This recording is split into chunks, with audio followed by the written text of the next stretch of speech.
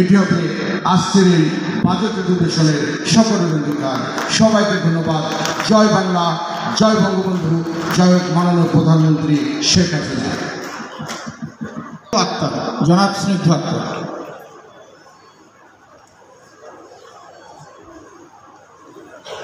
সংক্ষিপ্ত দিব, ক্ষিপ্ত নয়। ধন্যবাদ।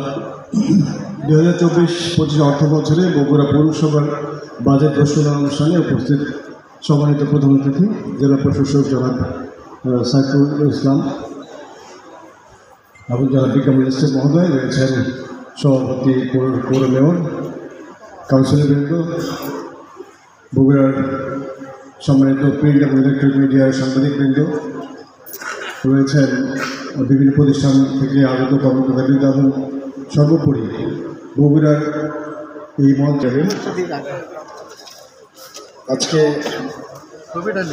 আমরা দীর্ঘক্ষণ 2024 এবং 25 অর্থ বছরের প্রস্তাবিত বাজেট বগুড়া সদর পৌরসভার আলোচনা, বক্তব্য এবং উপস্থাপনা, পাবলিক ওপিনিয়ন সবগুলোই আমরা শুনলাম।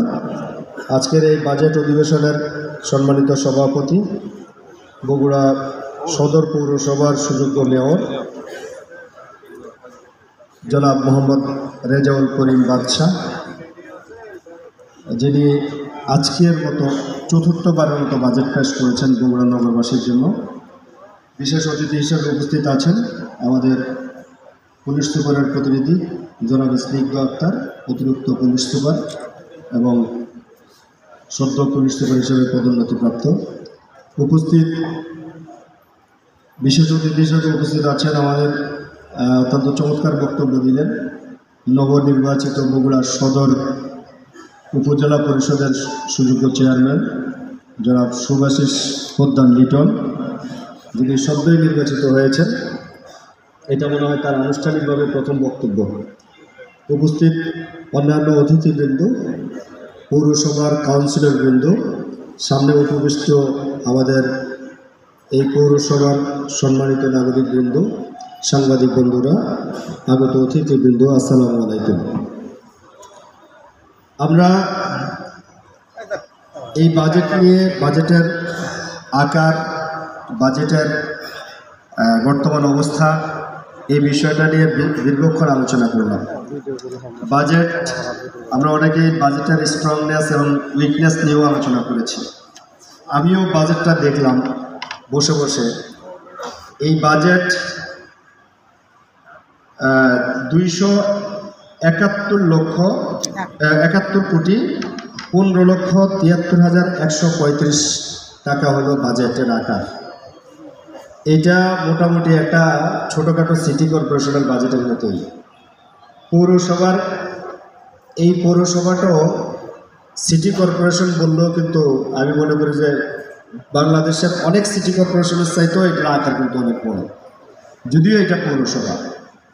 এই পৌরসভা হওয়ার কারণে এখানে কিছু কিন্তু সীমাবদ্ধতা আছে। সিটি কর্পোরেশনের বাজেটের আকার আর পৌরসভার বাজেটের আকার এক নয়।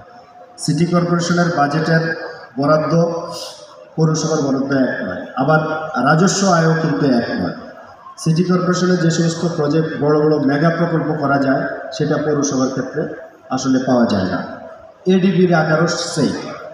আমরা যদি এই বছর জাতীয় বাজেট দেখি, আমাদের জাতীয় বাজেটে টোটাল 7,97,000 কোটি টাকা বাজেট ধরা হয়েছে। মানে পাস হয়েছে। এডিবি পাস হয়েছে, এডিবি ধরা হয়েছে 2,65,000 কোটি টাকা। আর ওই জায়গার মধ্যে, এই বাজেটের মধ্যে টোটাল ঘাটতি বাজেট আছে 2,56,000 কোটি টাকা। আমরা জাতীয় বাজেটে 2,56,000 কোটি টাকা ঘাটতি। আর পৌরসভার আমরা যদি প্রকৃত আয় দেখি, প্রকৃত আয় এবং বাজেটের আকারের মধ্যে বিশাল বড় কথা। যেমন প্রকৃত আয় সংশোধিত যেটা চলতি অর্থবর্ষে গতবারের 77 কোটি না, আচ্ছা এটা 77 কোটি, 77,63,90,705 টাকা।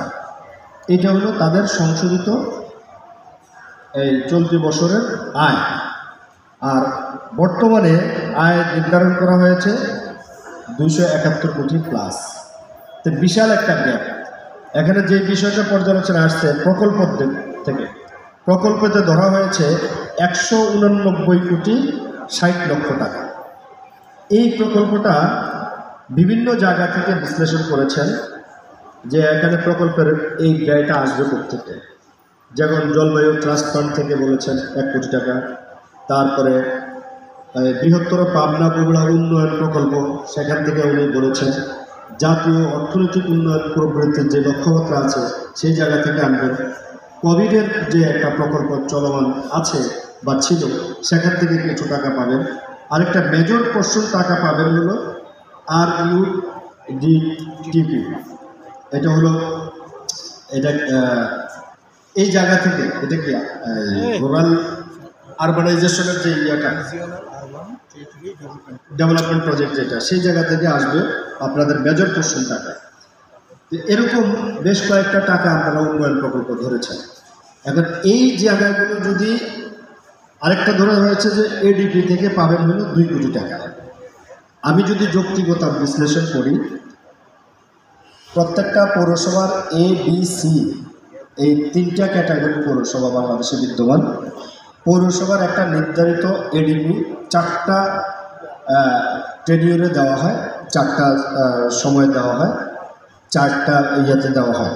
সেখানের মধ্যে কখনো কখনো দেখা গেছে যে 20 লাখ টাকা করে পায় প্রথম পর্যায়ে, তারপরে এরকম 4র্থ পর্যায় পর্যন্ত সর্বোচ্চ 80 থেকে 1 কোটি টাকা পায়।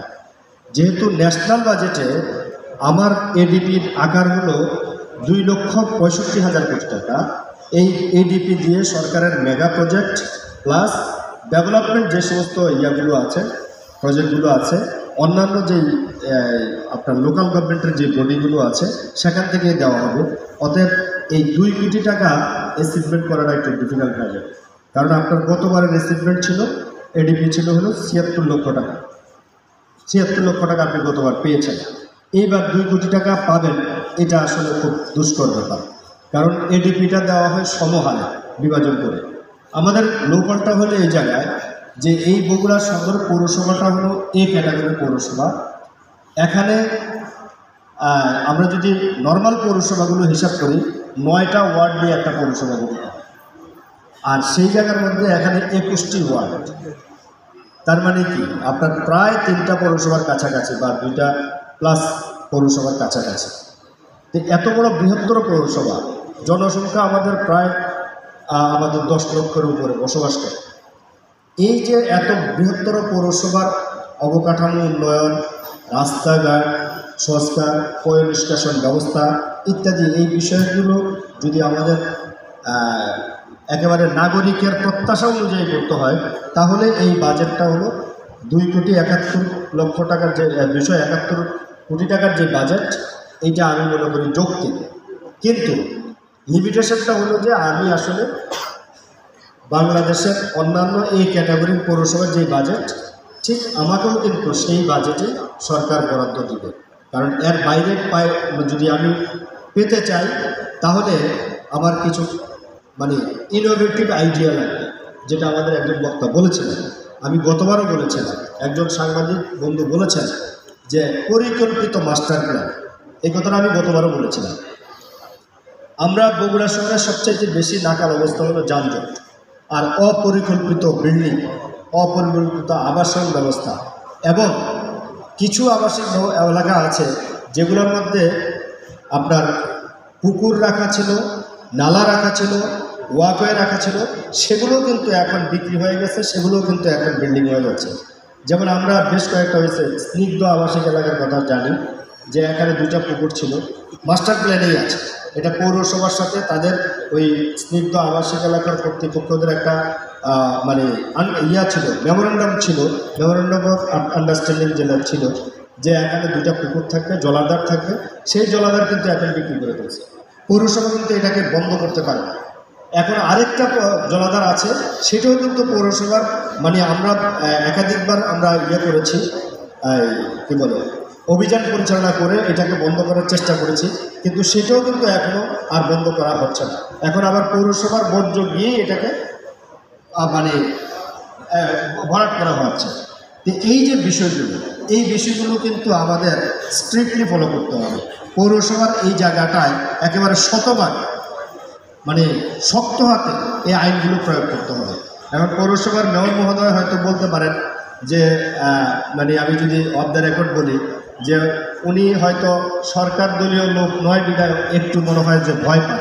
আমি আপনাকে আশ্বস্ত করতে চাই, মাননীয় প্রধানমন্ত্রী শেখ হাসিনার সরকার, আপনি কোন দল থেকে জনপ্রতিনিধি হয়েছেন এটা বিবেচনা করা হয়। বিবেচ্য বিষয় হলো যে আপনি নাগরিকের প্রত্যাশা পূরণের জন্য সরকারের সাথে পার্টনারশিপ মডেলে আপনি যখন যে ধরনের সহযোগিতা চাইবেন, সরকার সেই ধরনের সহযোগিতা করার জন্য আপনার একেবারে ডোর স্টেপ যে সার্ভিস, সেই সার্ভিস দেওয়ার জন্য সরকার প্রস্তুত আছে। অতএব আপনার এখানে আশঙ্কা করার কিছু নাই।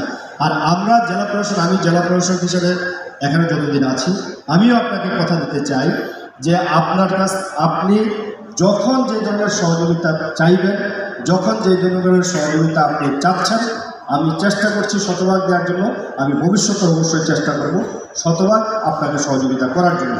কিন্তু আপনাকে মাইন্ডসেট করতে হবে যে আপনি আসলে এই ডেভেলপমেন্ট ওয়ার্কটা করার জন্য পরিকল্পিতভাবে আপনি হাঁটবেন কিনা, আপনি পরিকল্পিতভাবে যাবেন কিনা। আমি জানি আপনার আন্তরিকতা আছে, আপনি বিভিন্ন মিনিস্ট্রিতে যান, মিনিস্ট্রির লোকজনও আমাকে ফোন করে যে তোমার সদরের মেয়র সাহেব আসছেন। আমি কিন্তু আপনি কোন দলের কোন মতের আমি কিন্তু এটা চিন্তা করি না। আমি কিন্তু মাননীয় মন্ত্রী মহোদয়কে পর্যন্ত নক করেছি যে আমার সদর পৌরসভার মেয়র মহোদয় যাবেন, স্যার আপনি যদি এই বিষয়গুলো বিবেচনা করেন। পিএস সহ শুরু করে সরকারি কর্মকর্তা যারাই আছে, আমার সাধ্যমতো আমি কিন্তু চেষ্টা করি। অতএব আমি মনে করি যে আপনার এই জায়গাটা আপনি আরেকটু শক্ত ভূমিকা পালন করেন, আমরা আপনার সাথে আছি। আমাদের আপনার বাজেটে অনেকগুলো বিষয় অবশ্যই আছে, আমি অনেকগুলো খাত দেখছি বাজেটের, প্রায় আপনি 36টা খাতের কথা উল্লেখ করেছেন আপনার বাজেটে। আমি একটা বিষয় আপনাকে যেটা আমার কাছে আমার অবজারভেশন ফার্স্ট অবজারভেশনটা হলো যে আপনার এই বগুড়া শহরের যে পরিমাণ জনবল আছে, যে পরিমাণ ভেহিকেল ব্যবস্থা আছে, আমাদের কোনো এটা কি বলে মেজারমেন্ট নাই। আমাদের কোনো ডিমান্ড এবং সাপ্লাইয়ের মধ্যে যে পরিসংখ্যান, সেই পরিসংখ্যান কিন্তু নাই। আমার কতটুকু রাস্তা আছে, কত জনগণ প্রতিনিয়ত আমার এখানে যাতায়াত করছে, সেটার সাথে আমার কতটুকু যানবাহনের প্রয়োজন, এইটার কিন্তু পরিসংখ্যান আমার কাছে নাই। যার ফলে অপরিকল্পিতভাবে সিএনজি চলছে, অপরিকল্পিতভাবে অটো চলছে, রিক্সা চলছে, বাস চলছে, সব কিছুই চলছে, কিন্তু আমার রাস্তা কিন্তু সে পরিমাণ নাই। আমাকে আগে চিন্তা করতে হবে যে আমার কতটুকু রাস্তা আছে আর কতটুকু রাস্তা বাড়াতে হবে আমার জনসংখ্যার ঘনত্ব অনুযায়ী। আমার মেজর যেই রাস্তাগুলো আছে, বিশেষ করে বনানী থেকে যেই রাস্তাটা একেবারে সাতমাথা পর্যন্ত আছে, এই সাতমাথার বিভিন্ন পয়েন্ট থেকে যে 7টি রাস্তা বিভিন্ন জায়গায় চলে গিয়েছে, আমার মনে হয় সময়ের দাবি এই রাস্তাগুলোকে আপনি ওয়াইড করার জন্য, আরও এক্সপান্ড করার জন্য আপনার বরাদ্দ থাকা দরকার, এটা আমি মনে করি। পাশাপাশি শুধু রাস্তা নয়, রাস্তার সাথে যে ফুটপাথটা আছে, পরিকল্পিত ফুটপাথ এবং ড্রেনেজ সিস্টেম একসাথে। আপনার এখন ফুটপাথ আছে হয়তো দেখা গেছে 5 ফিট, কোথাও আছে 4 ফিট, কোথাও কোথাও 3 ফিট আছে, কিন্তু যেটা বগুড়া শহরের জন্য একেবারেই অপ্রতুল। বগুড়া শহরের যে পরিমাণ জনগণ শুধু রাস্তায় হাঁটাচলা করে, আমি মনে করি যে অনেক পৌরসভায় এই ধরনের এত জনগণ মানে এত নাগরিকই নেই। অতএব এটা যেহেতু জনবহুল এলাকা, অতএব আপনার ফুটপাথটা কিন্তু অনেক ওয়াইড হতে হবে। কমপক্ষে 12 থেকে 16 ফিট ফুটপাথ না হলে আপনার এই এত বৃহত্তর জনসংখ্যা পায়ে হেঁটে এখান থেকে সেখানে যাওয়া আসলে সম্ভব নয়। আজকে যদি আপনি ফুটপাথগুলো ফ্রি করে দেন, আপনার ফুটপাথ যদি ভালো থাকে, আমি মনে করি যে ছোটোখাটো যে ভেহিকলগুলো আছে এই মুভমেন্টগুলো কিন্তু অনেক কমে যাবে। মানুষ যদি স্বাস্থ্যসম্মতভাবে হাঁটতে পারে, ধুলাবালি থেকে মুক্ত থাকতে পারে, একটা পরিবেশসম্মত যদি রাস্তা হয়, ওয়াকওয়ে হয়, তাহলে আমার মনে হয় না এখনো পর্যন্ত খুব মানুষ রিক্সা গাড়ি বা চলতে চাইতে পারে। এই ব্যবস্থাটা আমার মনে হয় এটা একটু পরিকল্পনা করা উচিত, এটা একটা বিষয়।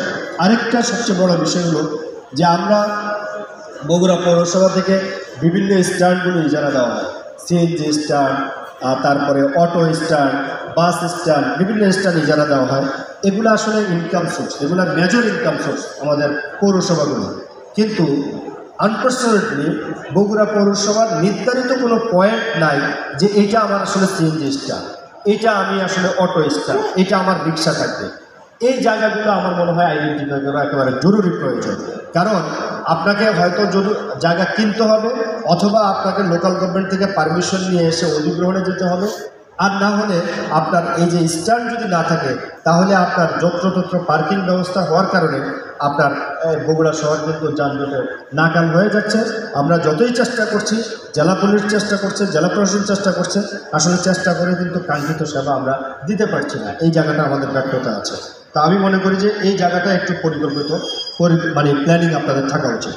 আরেকটা বিষয় হলো যে আপনাদের যে ফুটপাথগুলো এখন এক্সিস্টিং আছে, মার্কেটের পার্শ্ববর্তী যেই মার্কেটগুলো আছে, এই ফুটপাথের মধ্যে ছোটোখাটো দোকান, ওই চা স্টল ইত্যাদি একেবারে প্রচুর, ফলের দোকান ইত্যাদি একেবারে এটা ফুটপাথ দখল করে করে আমার মেইন রাস্তায় বসছে। এখন আমরা যখন এগুলোকে উচ্ছেদ করতে যাই বা আমরা যখন উঠিয়ে দিই, একদিক থেকে উঠাই আরেক দিকে যায় বসে পড়ে। এবং এটা একেবারে অপ্রিয় সত্য কথা, এই ম্যাক্সিমাম ফুটপাথের যে বসার লোকগুলা কোনো না কোনো পক্ষকে কোনো না কোনোভাবে কিছু টাকা পয়সা দিয়ে বসে, এটা অপ্রিয় সত্য কথা। ঠিক আছে, এখন এই জায়গাটা যদি আমরা একটু স্বচ্ছতা না আনতে পারি, আমি যদি কমিটেড না হই যে না আমার দোকানের সামনে আমি কোনো ফুটপাথ বসতে দিব না, আমি এই ছোটোখাটো ফুটপাথওয়ালার থেকে 1 টাকা 2 টাকা করে চাঁদা নিব না, এই মন মানসিকতা যদি আমাদের বেরিয়ে আসতে পারি, আমার মনে হয় ফুটপাথ কেউ বসাতে পারবে না। আমরা ওই যে একটু অটো রিক্সা একটু দাঁড় করিয়ে ওই 1 টাকা টোল, 10 টাকা 5 টাকা এগুলো আমরা নিব না। এই জায়গাটায় যদি আমরা বেরিয়ে আসতে পারি, আমার মনে হয় যানজট অনেকাংশে নিরসন হবে। আর না হলে এভাবে শুধু ফোর্স করে পুলিশ দিয়ে যানজট নিরসন করা আসলে কতদিন সম্ভব? প্রতিনিয়ত তো যানজট। একটা ট্রাফিক সিগন্যাল ব্যবস্থা থাকতে পারে, যেই জায়গায় সিগন্যাল থাকবে সেই জায়গায় ট্রাফিক ব্যবস্থা থাকতে পারে, কিন্তু একটা প্রত্যেকটা জায়গায় জায়গায় ফুটপাথের দাঁড়িয়ে পুলিশ দাঁড়িয়ে বা ট্রাফিক দাঁড়িয়ে আপনার নিয়ন্ত্রণ করা, যানজট নিয়ন্ত্রণ করা আসলে সম্ভব নয়। যে এই জায়গাগুলো আমার মনে হয় পৌরসভা আরেকটু শক্ত হাতে এটা দমন করতে হবে, ভাবতে হবে।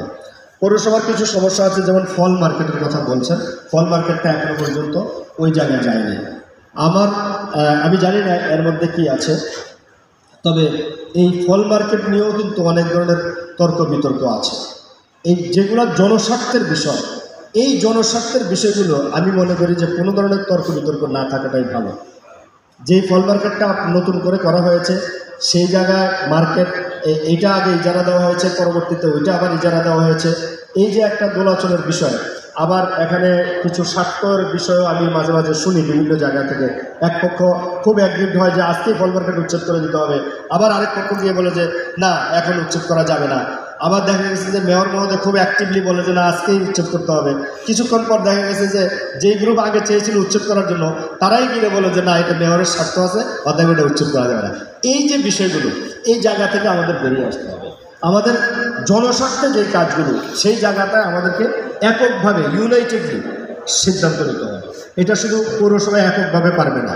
আমি মনে করি আমাদের যারা অন্যান্য জনপ্রতিনিধি বা এলিট সোসাইটি আছেন, তাদেরকে এই জায়গাটা এগিয়ে আসতে হবে। আর অনেকগুলো বিষয় এখানে বলছেন, সেটা মেয়র মহোদয় হয়তো তার বক্তব্যে বলবেন।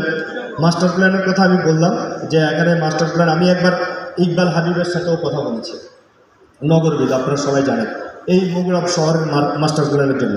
তো উনি আমাকে যেটা সাজেশন দিলেন যে একটা একেবারে মানে অনেক জনগণ নিয়ে একসাথে একটা করার, মত বিনিময় সভা টাইপের করার জন্য, যে জনগণ কী চায়, জনগণের প্রবলেমটা কোথায়, এবং তারা একটা সার্ভে করতে চেয়েছিল।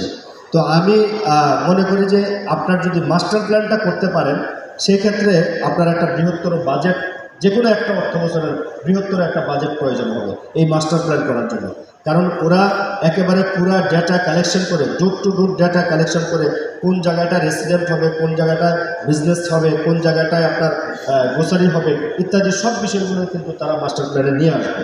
তো এইটা হয়তো অনেক সময়ের ব্যাপার, যদি সম্ভব হয় তাহলে এটা ভবিষ্যৎ চিন্তা ভাবনা করতে পারেন। বিল্ডিং কোড মেনে চলে না, বিল্ডিং কোড মেনে কখনোই বিল্ডিং হয় না। এই জায়গাটায় দুইটা বিষয় আছে, 7 তলা পর্যন্ত পৌরসভা দেয়, এর উপরে যেটা আছে এখানে একটা বিসি কমিটি আছে, এই বিসি কমিটি এটা করে, যেটা প্রধান হলো জেলা প্রশাসক। তো এই বিষয়টা নিয়ে লোকাল গভর্নমেন্ট এবং গণপূর্তের সাথে একটা চিঠি চালাচালি হচ্ছে, যে সেটা এখনো পর্যন্ত সমাধান হয়নি। কিন্তু আমার বক্তব্য হলো, যখন এই বিসি মানে নতুন যেই বিল্ডিং বিসি কমিটিটা করা হয়, সেই জায়গায় কিন্তু লোকাল গভর্নমেন্ট এবং পৌরসভার সকলের মতামত নেওয়া হয়েছে। ওই জায়গায় কিন্তু এখন যেভাবে স্ট্রংলি অপোজ করা হচ্ছে, তখন কিন্তু এইভাবে মানে মতামত দেওয়া হয় না, যার ফলে ওইটা কিন্তু নীতিমালা মোতাবেক বিসি কমিটি পাশ হয়ে গিয়েছে। এই জায়গাটায় আমাদের দুর্বলতা হলো যে আমরা অনেক ক্ষেত্রে বিসি কমিটি দিচ্ছে হলো 7 তলার উপরেরগুলো, আর 7 তলা পর্যন্ত পৌরসভা দিচ্ছে। পৌরসভার এই জায়গায় মনিটরিং সিস্টেমটা বাড়াইতে হবে। যেই বিল্ডিংগুলো দেওয়া হচ্ছে, আমার কাছে এরকমও নিউজ আছে, আমাদের কাউন্সিলররা অবশ্যই এগুলো লুকআপটার করেন, কিন্তু কোনো কোনো জায়গায় দেখা গেছে যে আমরা একটু ফ্লেক্সিবল হয়ে দেখা গেছে 5 ফিট জায়গা ছাড়ার কথা, হয়তো কোনো না কোনো কারণে ওই যে এই কাউন্সিলরের কাছে হাত পা ধরে এখান থেকে 5 ফিটের থেকে আরও 2 ফিট 3 ফিট 4 ফিট ভিতরে ঢুকে ফেলে, এবং রাস্তার জন্য একটু জায়গা রাখে না। ম্যাক্সিমাম বিল্ডিংগুলো হচ্ছে রাস্তার উপরে হলো কংক্রিট, বালি, সিমেন্ট সব কিছু রাস্তার উপরে। এখন আপনি রাস্তা যখন ব্লক করে আপনি বিল্ডিং করছেন, আপনার বিল্ডিং করলে আপনার দায়িত্ব হলো যে আপনার এই যে যেগুলো এই অন্যান্য মালামাল যেগুলো থাকবে, সেটার জন্য আপনার নির্ধারিত পয়েন্ট থাকবে, কিন্তু সেটা নয়। আমি আমার বাংলোর সামনে এই যে ঈদের আগের দিনে এই সিভিল সার্জনের একটা ভবন হচ্ছে, আপনি দেখেন যে বাংলোর সামনে বিশাল এলাকা জুড়ে মোটামুটি রাস্তা অর্ধেক ব্লক করে বালি পড়ে আছে। তাও বালিগুলো একটু একটা জায়গায় স্তূপগুলো চলবে, এরকম না, বালি মোটামুটি মানে বিশাল বড় জায়গা অংশ করে জুড়ে আছে। এইটা আমার মনে হয় এই জায়গাটা আপনাদের একটু দেখা উচিত, আর না হলে মনে করেন যে মানুষের দুর্ভাগ্য হবে না। আরেকটা বিষয় হলো যে ড্রেনেজ পরিষ্কার সিস্টেম, যেটা এই যে বগুড়া পৌরসভার যে ড্রেনেজ পরিষ্কার সিস্টেম, ড্রেনেজগুলো সবগুলোই হলো ম্যাক্সিমাম হলো ওপেন। কিছু কিছু আপনি এখন করতেছেন, স্ল্যাব দিয়ে ঢাকনা দিতেছেন, কিন্তু ম্যাক্সিমাম ওপেন। এই ওপেন হওয়ার কারণে আমরা নাগরিকেরা এতটাই সচেতন যে পাইসি ড্রেন এই জায়গার মধ্যে ময়লা ফেলে দিচ্ছে, ময়লা বর্জ্য পড়ে ড্রেনগুলো ব্লক হয়ে যাচ্ছে। আবার মেয়র মহোদয়ের লোকজন গিয়ে, যেহেতু তার ওই যে লিকুইড ময়লা নেওয়ার মতো ওরকম কোনো ভেহিক্যাল সিস্টেম নাই, এই ময়লাগুলি উঠে রাস্তার মধ্যে শুকাইতে দিচ্ছে, মানে অর্ধেক রাস্তা কি ম্যাক্সিমাম রাস্তা জুড়ে। তাহলে কি হচ্ছে, আমার এই বর্জ্যটা, যেটা মানে এই ড্রেনের মধ্যে যে বর্জ্যটা থাকে, সবচাইতে খারাপ বর্জ্যটা হলো ড্রেনের মধ্যে থাকে, সেই খারাপ বর্জ্যটা এখানে এসে পরিবেশ দূষণ করছে। পাশাপাশি এদিক দিয়ে যে যান চলাচলগুলো যাচ্ছে, প্রত্যেকটা টায়ারে এই ময়লা গিয়ে পুরো শহর মনে করেন যে ভরাচ্ছে। এই জায়গাটা আমার মনে হয় একটু আপনারা আরেকটু চিন্তা ভাবনা করা উচিত, যে লিকুইড ময়লাগুলো আপনারা এইভাবে না শুকিয়ে আপনাদের কোনো অন্য কোনো ব্যবস্থা আছে কিনা, বা আপনাদের বড় ধরনের মানে একটা জায়গায় যদি আপনি একটা জায়গা করে, একটা জায়গায় মনে করেন যে একটা চেম্বারের মতো করে, সেই ময়লাগুলো ওই জায়গায় থেকে অনেক বড় বড় ভালো শক্তিশালী পাম্প আছে, যেটা রিসাইকেল করে এই পাম্প দিয়ে দূরবর্তী কোথাও ফেলানো যায়। এরকম যদি করা যায়, তাহলে এই লিকুইড ময়লাগুলো আর রাস্তায় আসে না। এটা আপনারা অবশ্যই একটু বিবেচনা করবেন। আমি অনেক কথা বলে ফেলেছি, আমি আর বক্তব্য দীর্ঘায়িত করবো না। অনেক জিএম রৌফ, উনি অত্যন্ত মানে একেবারে কি পয়েন্টে কয়েকটা কথা বলেছেন, আমি ওনাকে ধন্যবাদ জানাই। অনেক চমৎকার কথা বলেছেন। কুকুরের উৎপাতের ভ্যাকসিনেশন করা, আসলেই যেহেতু কুকুরটা এখন আমরা মারতে পারছি না, এটা এখন বন্ধ আছে, ভ্যাকসিনেশন করতে হবে। আর একটা নির্ধারিত সময় কুকুরের উৎপাত বেশি বেড়ে যায়, আমাদের আসতেছে, সেই নির্ধারিত সময়টা আসতেছে। আমার মনে হয় এই ভ্যাকসিনেশন ব্যবস্থাটা, এটা জেলা প্রাণী সম্পদ কর্মকর্তার সাথে যোগাযোগ করে আপনারা এটা ভ্যাকসিনেশন ব্যবস্থাটা করবেন, এবং স্বাস্থ্য বিভাগের সাথে যোগাযোগ করে করবেন, এবং প্রাণী সম্পদও দেয়। এটা প্রাণী সম্পদের নিজস্ব প্রজেক্ট আছে কুকুরকে ভ্যাকসিনেশন করার জন্য। মশা নিধনের ওষুধ বাড়ানোর জন্য, মশার অবস্থা তো খুবই খারাপ। আর মশা নিধন আপনারা কি একটু, এখানে অনেকেই আছেন, করতোয়া নদীর আগের অবস্থার পরে মশা কমছে না বাড়ছে, বলুন তো একটু। আমি যদি আমার কথা বলি, আমার বাসায় আমার বাংলোতে, মানে রাতে তো নাই, দিনের বেলাও বসতে পারতাম না। সেই জায়গা থেকে এখন কিন্তু আমার বসা অনেকাংশে কমে গিয়েছে। আমরা এই করতোয়া নদীটাকে একটা চ্যালেঞ্জ হিসাবে নিয়ে সকল কর্মকর্তারা মিলে এটা আমরা পরিষ্কার করেছি। এবং আমি পার্সোনালি জেলা উন্নয়ন সমন্বয় সভায় প্রস্তাব রেখে 50 কোটি টাকার একটা প্রজেক্ট আমরা সাবমিট করেছি এবং একমাত্র মানে স্বল্প সময়ের মধ্যে উইদিন 6 মান্থ আমরা এই প্রজেক্ট পাস করেছি। আমি নিজে পিআইসি কমিটিতে গিয়েছিলাম, প্ল্যানিংয়ে গিয়েছিলাম, বিভিন্ন লোকজনের কাছে ধরে আমরা এইটা মনে করেন যে পাস করতে সক্ষম হয়েছি। এই পাস করে টেন্ডারে গিয়ে ইতিমধ্যেই আপনাদের সুবিল খাল, অটো খাল এবং শহরের 20 কিলোমিটার অংশ আমরা ড্রেজিং করেছি, আপনারা দেখতে পেরেছেন। এখন করতোয়া নদীর চিত্র কিন্তু অন্যরকম। হয়তো অনেকেই বলেন যে